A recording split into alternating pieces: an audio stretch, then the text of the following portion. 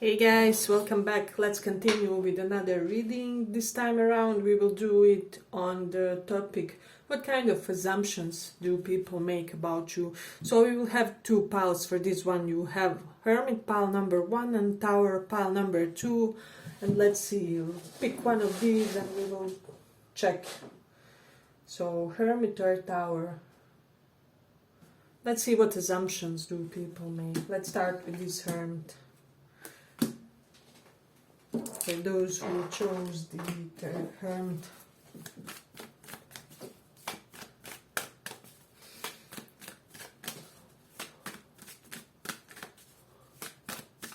What assumptions do people make about you?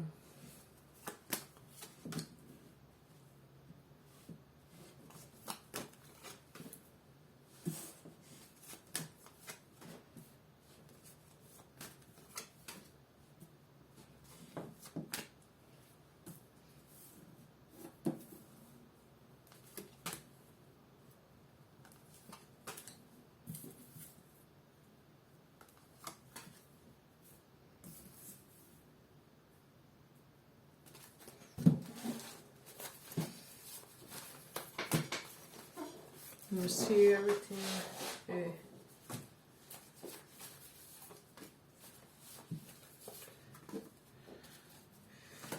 So what I'm sensing strongly for this pile, people kind of see you as the type of a person who is able to make time for those around you. So you always make sure for you, people around you are your biggest treasure, and this is something that you value the most in your life. So you always make sure that your family comes before your work or whatever it is.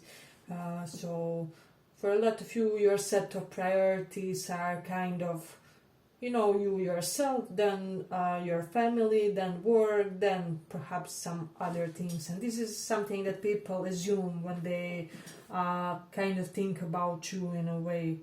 So there's also some type of an air of great integrity to you when some type of challenge is happening. So people kind of have this idea that you are very composed and kind of removed from the challenges that you find yourselves in. It's almost like you have the experience of,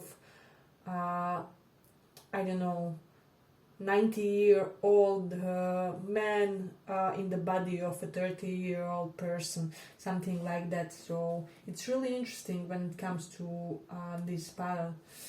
But let me see. Yeah, but I'm getting for a lot of you guys, you may have been a lot of people's first love in a way, so people kind of feel secure about falling in love with you in a way, so they may assume that you have really strong emotional maturity, that you are able to contribute your part in a loving relationship, so they do see you as this person who is open for love in a way, who can be sometimes trapped in your mind, kind of in this overthinking mode. Perhaps you have this, excess of air energy when it comes to your mentality, so you overthink things. But you are open for love, and this is something that people really, the kind of conclusion that they make about you, and they kind of dig it in a way. So I'm also getting that you can be rushed into making a decision about something, so people kind of assume that they can't, manipulate you into doing something before you are ready in a way. My throat chakra is slightly off balance. Currently, there's something about dry humor here. People may think that you are very humorous. There's something about charity work. You may have a big, huge humanitarian reputation for you. This is something that I'm sensing strongly. I'm also getting that people may think that you are very earthy, and they feel that like they can be themselves. They can relax in your presence. So let's say you are a woman and you maybe have, female friends who have issues with the facial hair. you will be the most natural person about it, you know. It's everything is about nature, you know. It's like you won't make a big deal of other people's, I wouldn't say flaws, but you know, we all have certain aspects of ourselves which we aren't totally satisfied with. So they kind of see you in this old school type of way where you are so natural about other people's vices and flaws and kind of things that they still have to learn in a way as well. So this is something that I'm sensing strongly. Then with Jupiter and Cancer, people may think that you have really beautiful karma when it comes to money. We also have Queen of Earth here. So kind of circumstances are always align for you when it comes to that aspect. This is something that I'm sensing. They currently may be assuming with the Ten of Air that you ended a really difficult situation in your life and that you are currently in the last stages of recovering from that. So this is something that I'm getting. But they also think that you are the type of a person who easily embraces change and you aren't really addicted to one set of circumstances, is what I'm sensing. For some of you, they can be assuming that you are recovering from some type of addiction. Perhaps you are posting about your, I don't know, excess usage of cigarettes or whatever it is. You are trying to lessen the amount that you consume on the daily level. People think that this is admirable in a way. So then I'm also getting, there's something about, you may be really expert with this Eight of Earth. Whatever you do, you will make sure that you are the utmost expert at that. So I'm getting for a lot of you, you became a professional in something earlier than it was expected. So let's say you studied, I don't know, art history, and even before you graduated, you had the more bigger amount of knowledge than somebody who is, already graduated and working in the sector. So things like that. People assume that you have this nerdy vibe of kind of devouring the content that interests you, especially correlated to business levels. So, and there's also some type of great vitality when it comes to business management and business assertiveness. So you may have founded more than one side hustle like earlier than your peers or something. There's something that people just see about you that's excessive in a way. You are overachiever in the field of career for a lot of you, is what I'm sensing. So with the Taurus in the first house, people assume that you have great and awesome self-care when it comes to your facial area. So you may be the type to always do your excess skin routines or beauty treatments, whatever it is. People dig the hell out of it, because Taurus is beautifying your face. They do see you as a really, really beautiful person. So this is something that's coming up strongly in this pile. Okay, but if you like this small report, give it a small like so that it reaches more people. But we do have Mars in the 12th house, so people kind of may assume 12th house is our sexuality, Mars is and hidden things. Mars is also sexuality, sexual preferences. For some of you, people may think that you hide your sexual preferences, or it doesn't have to be in the sense that you hide your sexual orientation only, although it can be, but like that you hide that secretly you are into SM, or secretly you like all kinds of role play in the bedroom, things like that. They really assume that there's a lot, there's more than meets the eye, if that makes sense, because 12th house is kind of things that's bedroom pleasures, but simultaneously things that aren't really too evident to others in a way. So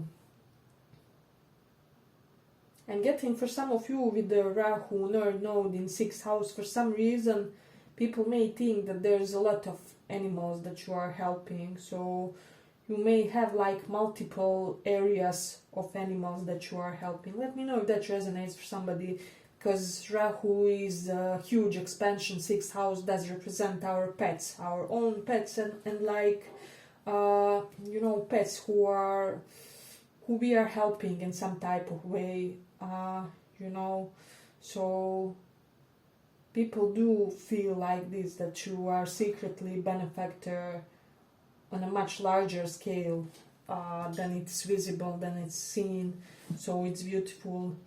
With the Mars in Leo, people think that you are very courageous about talking about your belief systems, or you know, voicing your opinion. You have no threat when it comes to that.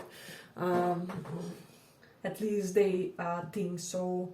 With the moon in the 9th house, there is something excessive about your education. People feel like you are very invested in your education, or if you aren't in that age span anymore, you can be just invested into gaining higher levels of knowledge. So it can be like philosophy, psychology, you know, art, history, what else comes there, foreign cultures, you know. 9th house is about foreign cultures and foreign culture cooperation in a way. So this is something that they are seeing as a potential for you. They may have this idea that you have a lot of foreign friends, that you always somehow win without too much effort invested. They also may think that you have a lot of identity changes for some reason. This is something that's coming up strongly. Let me see. What do we have with this ego? It's reversed, but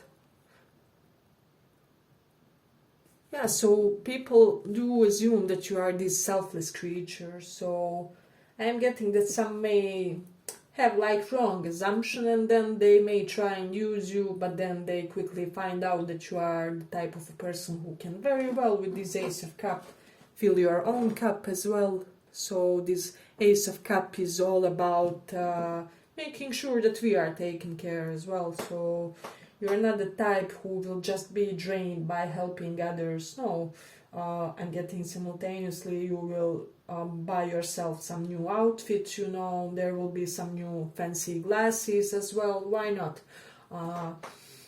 Juxtapositions are cool, and we should be free to embody them in a way. Yeah, but I'm ending here for the first pile. I hope you guys enjoyed this small report. If you did, see you in the next one. Bye bye.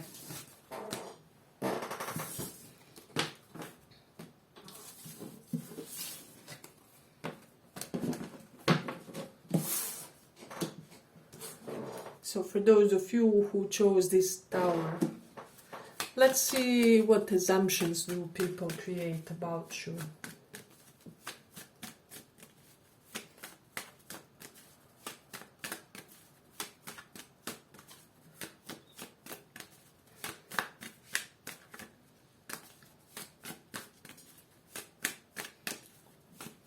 What assumptions people create about you.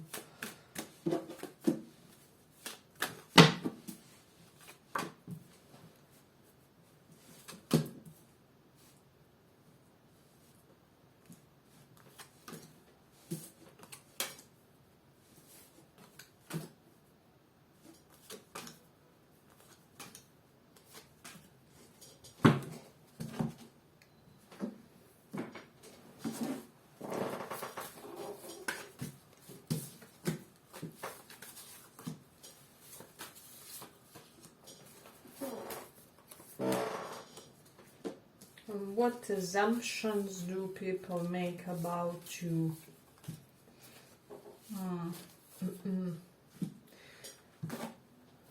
So a lot of people may think with the 8 of Fire and 3 of Cups that you are this energized fireball of fun in a way. So for some reason people may think that you have excessive amount of vitality, excessive amounts of energy. They wonder, do you ever sleep in a way? They may feel that you are the most assertive person in your friend group in a way, is what I'm sensing. That you love celebrations. People may often see like pictures of you celebrating someone's, graduation, birthday, baptism, whatever it is.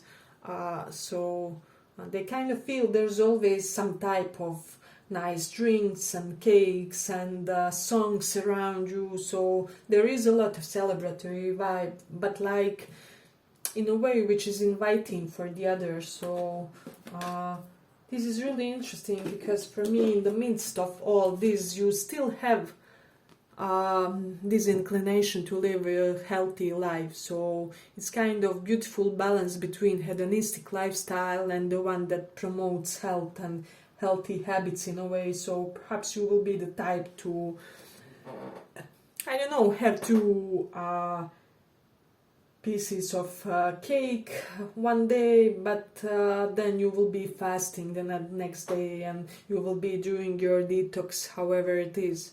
So it's kind of your biological system is always in the optimum state in a way.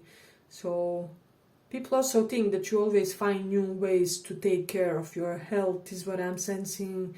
And they also may think that you always start some type of creative projects, that you are almost like jack of many trades, but for when it comes to creativity. Of course, it can be your job as well, but it's almost like they feel like you have infinite amounts of vitality to pour into the things that make you feel like you're having fun in a way. I hope that this makes sense.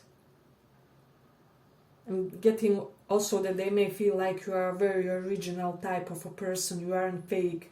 Big amount of authenticity from you guys.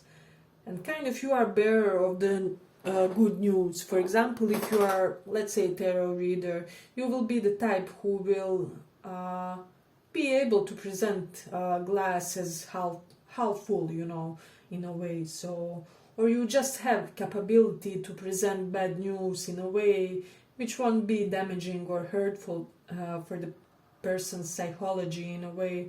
So people may assume this about you as well. They also currently may be assuming that you are starting some type of a new job, I'm getting, or that your material wealth has increased. With this Nine of Pentacles, you may look self-sufficient when it comes to finances. You may be just accruing good savings, is what I'm hearing. So yeah, successful self-employment for some of you. So some people may be thinking that you aren't really showing your real profession. So I hope that makes sense for somebody. So let's say in the eyes of public you are English teacher. However, your side hustle is, I don't know, you are publicist or whatever, or you have some type of programmer job, but nobody knows. For some reason, some of you are hiding aspects of your profession, is what I'm sensing. Like what I do, I wouldn't want my family, some members to know that this is what I'm doing, because our belief systems just don't align, they have some of their orthodox convictions. Yeah, but what I'm seeing with you guys, in a way, with Jupiter in the second house, yeah, people feel like there's something about, you are the type of a person who values money, but you aren't obsessed when it comes to that. This is something that I'm sensing strongly. Then with the Taurus in the second house, there's again some type of great aesthetic balance about your facial features. So We are having beautiful people for both piles, or at least this is something that the others feel about you, is what I'm sensing. Some people may assume that you are doing some, with the Mars in 5th house, that you are doing some type of extreme cardio exercises, because I'm getting for a lot of you, your upper body looks really toned, or it is starting to look more toned. So it doesn't have to be that you're doing exercise, but it's just something that people assume. You could be fasting on some days, as I said, but whatever you are doing, it's working, because 5th house does correlate with our stomach area, so there's some athleticism for some of you there. For some of you, they may secretly assume that you have a six-pack, you know, under your hoodie or something, but of course it won't be for all of you. But let me see. With the Taurus in 1st house, this is especially for those of you who correlate that you are more on the feminine side when it comes to your energy. People may assume that other people give you expensive gifts, or that the portion of your money may be through others, that your partners like to support you financially. I'm getting for some of you, people may think that the portion of your wealth is coming from like wealthy partner, but it isn't, you know. You are self-employed, it's only nobody knows that you have a fancy great job that you are hiding or whatever it is. However you set your professional circumstances, no, it's like nobody knows the truest source of your wealth, abundance, however you see it. So let me see. People do also assume that you get away easily with things for some reason. So and also that there is more than meets the eye, is what I'm sensing when it comes to you. So I'm almost getting for this pile, it's almost like you keep a portion of your life in secrecy for some reason, because you feel like that way it's better. But people can be kind of having this idea about it. They may have intuitive nudges as per why you do that, is what I'm sensing. Then we do have Mercury in 4th house. For some of you, we also have King of Water, which is King of Cups. For some of you, people may assume that you have some type of health knowledge, so you can be a pro at some type of healing craft, is what I'm sensing, because Mercury and 4th house in any type of relation, and 6th and 4th house in astrology does represent healers, medicine profession. So this is something that I'm sensing. But let me see. Do we have anything else significant? For some of you, people may assume that you are prone to risk-taking activities, and for some of you that you can also earn from the same. So you kind of can earn from the situation which requires some type of gamble on your side. So perhaps you will be investing, you are investing into something, or you will be in the future. You know, nobody will know that you are a secret investor, or I don't know, silent partner of that one company, whatever it is. So, but this is the vibe that people are getting. Also, they may think that you are like, I don't know, silent partner in some type of enterprise or whatever it is. So, but there is this air of stoicism about you as well. This is something that I'm sensing strongly. Let me just see. Yeah, I think we are ending here for the second pile. I hope you guys enjoyed this small report. If you did, see you in the next one. Bye bye.